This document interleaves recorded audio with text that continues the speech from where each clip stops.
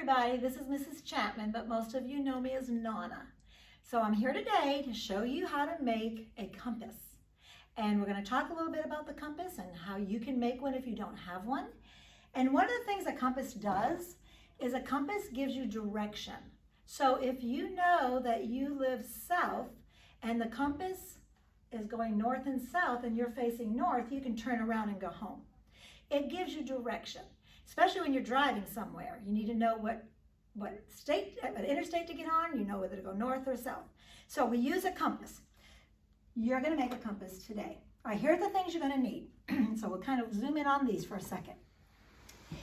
You need a little bucket of water, about 3/4 full. Now it doesn't have to be hot water or cold water, just water. Then you need a magnet. Now some of you have a north and south printed on magnet. It doesn't matter which side you use. But if you don't have a magnet, go on the refrigerator and look for one. A nice heavy one off the refrigerator. Then you've got a pair of scissors, a pencil, a sheet of white paper, and the next thing you need is a needle. Now, some of you have needles. Your mom can get you one. Or you can use a pin. Pins are also a type of metal needle. If you don't have either of those things, you can use a safety pin. It's a little harder, but it can be done.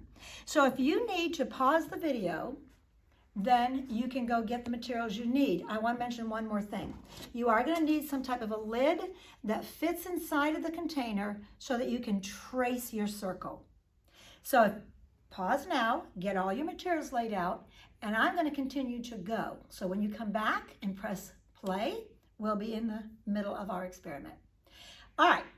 First thing you're going to do, you're going to take that pencil, you're going to take that lid, and you're going to trace around the lid, just like that. Trace right around the lid.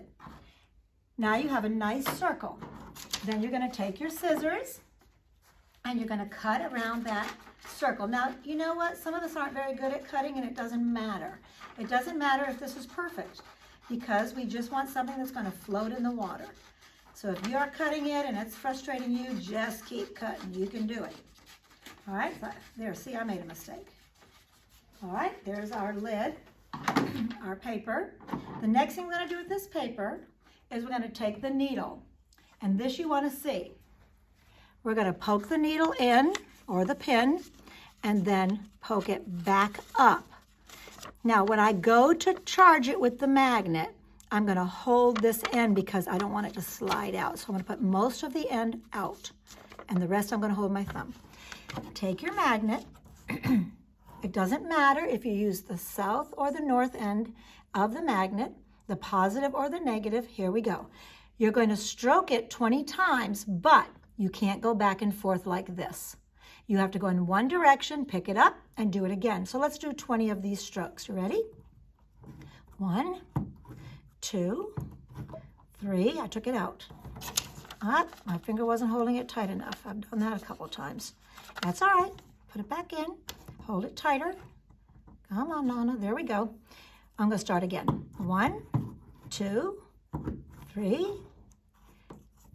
I'll try both sides. 4, 5, 6, 7, 8, 9, 10, 11, 12, 13, 14, 15, 16, 17, 18, 19, 20. You've really got to hold that pin down with your finger.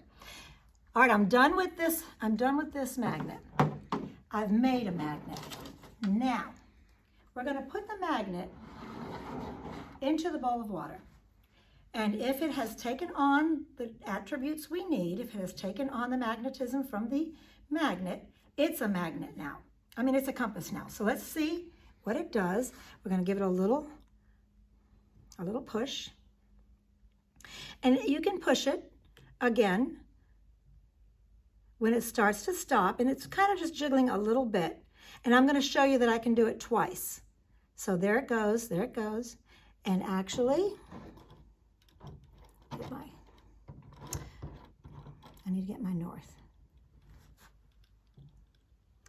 If you have a compass, you can just look and see if your compass is in the same direction as the needle. The needle has stopped. And so the needle is going in this direction. trying to get which is the same direction as my compass.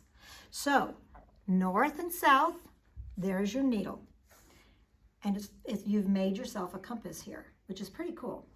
Now you can later on, if you want to, you can spin it again, and it'll go back to the same direction, north and south. And it might take a while for it to stop, but you should be able to show that your magnet is north and south. Okay, do you want to come closer and see them?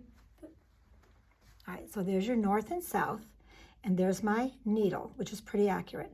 Now we're going to stop there, and we're going to talk to you for a few minutes. A compass. So a compass is used for direction. What makes it point north and south? Well, basically, let's take a look at the globe. The globe is actually a magnet.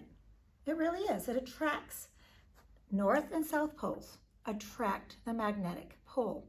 Now we know that the inside core of the globe, of our Earth, is a liquid, a hot liquid magnet, and that it's also made of iron. So when it flows towards the top of the globe or the bottom, you get an electromagnetic pull, which is something from middle school. But nonetheless, we know that it's going to always take, no matter where you are on this map, no matter where you fly to or you go to in the woods, your compass is going to work, and it's going to point north and south is going to be the back end. Always, no matter where you go. It's reliable. You can count on it. So I'm going to give you a little idea here. Let's take a look at this Bible. This Bible is for my direction, for my spiritual life. Like, I want to know what's right. I want to do the right thing. I want to obey God. And I can't just carry this Bible into the playground when I'm out playing with my friends, and it's kind of hard to put it in the car every time I'm driving, or and open it and start reading it.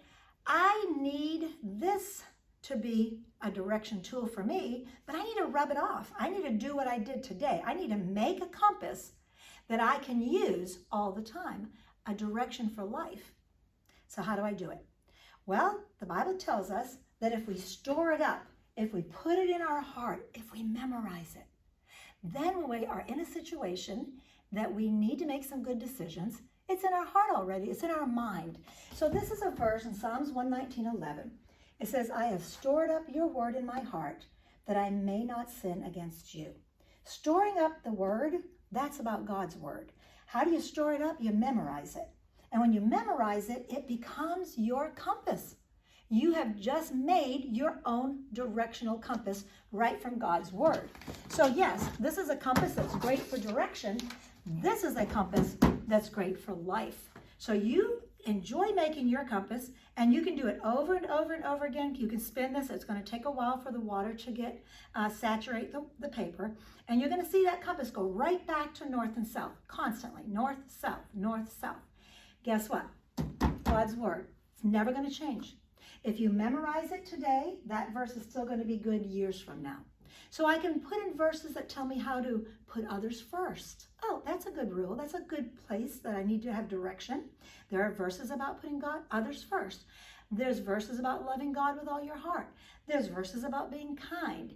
All of them have to be stored up in your heart. You're making your own compass for life. And so, boys and girls, enjoy this activity. Don't leave God's word. Remember, you need two compasses in life, a directional compass and a spiritual compass. Thanks, everybody. Have a good day. Love ya.